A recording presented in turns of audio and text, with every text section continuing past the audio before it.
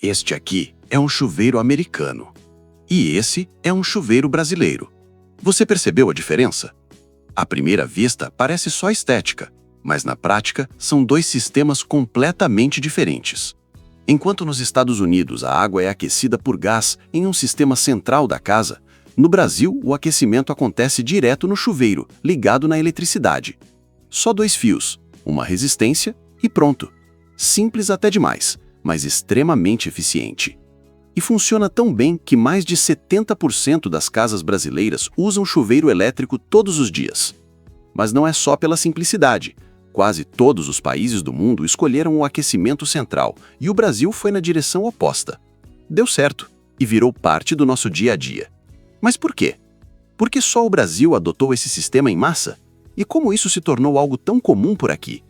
Para entender isso, a gente precisa voltar no tempo. Uma invenção brasileira. Tudo começa lá nos anos 20 no interior de São Paulo. Um engenheiro chamado Francisco Canho teve uma ideia simples, mas genial. Naquela época, aquecer água era complicado. A maioria das pessoas dependia de lenha, e o gás ainda era raro no Brasil. Então ele pensou, e se a gente usasse a eletricidade que está chegando nas casas para aquecer a água na hora? Antes disso, até existiam chuveiros elétricos, mas eram perigosos. Sem isolamento adequado, com peças metálicas expostas e risco real de choque. Francisco resolveu isso.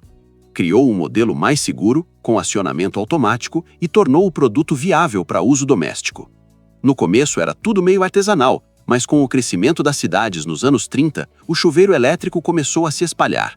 A eletricidade chegava e, junto com ela, o banho quente deixava de ser luxo. Nos anos 50, a Lorenzetti comprou a patente e isso acelerou ainda mais a popularização. Depois, nos anos 60, o uso de plástico barateou a produção e aumentou a segurança. E desde então, o princípio continua praticamente o mesmo: simples, eficiente e extremamente funcional. Como ele funciona?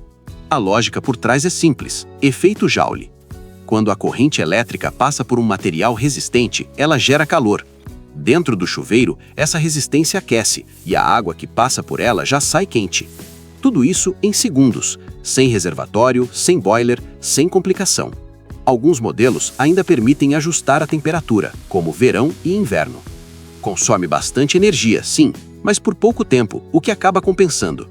E apesar da mistura de água com eletricidade parecer perigosa, os chuveiros são seguros. A maioria dos acidentes acontece por erro na instalação, não por falha do equipamento. Por que só o Brasil usa isso? No resto do mundo, o padrão é diferente. Ou usam aquecimento a gás, ou sistemas com reservatórios, chamados boilers. Ambos exigem mais estrutura, mais espaço e mais investimento. Já o chuveiro elétrico brasileiro é direto ao ponto. Instalou, ligou, funciona. Sem obra, sem complexidade. Além disso, o clima ajuda. No Brasil, a água não chega tão fria, então não é necessário um sistema superpotente. Outro fator importante é o tipo de moradia.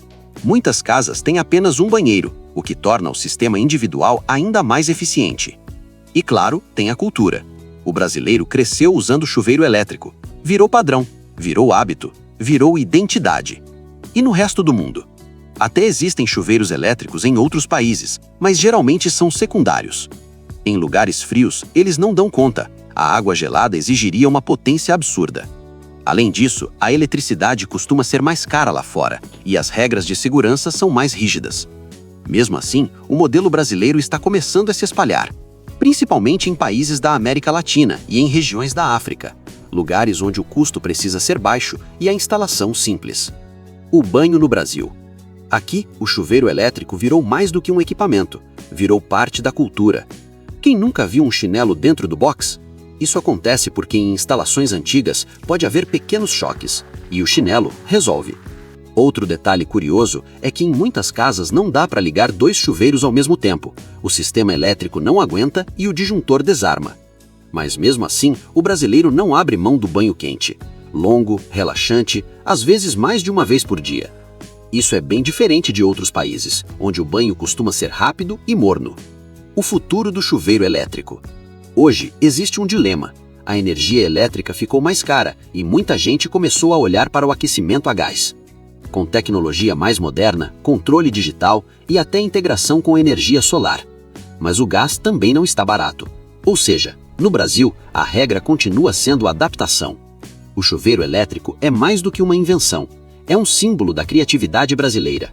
Uma solução simples, criada com os recursos disponíveis, que acabou moldando o dia a dia de milhões de pessoas. E agora eu quero saber de você. Você acha que o chuveiro elétrico ainda é a melhor opção? Ou já passou da hora de mudar? Comenta aqui embaixo. E se você curtiu esse tipo de conteúdo, já se inscreve no canal para não perder os próximos vídeos.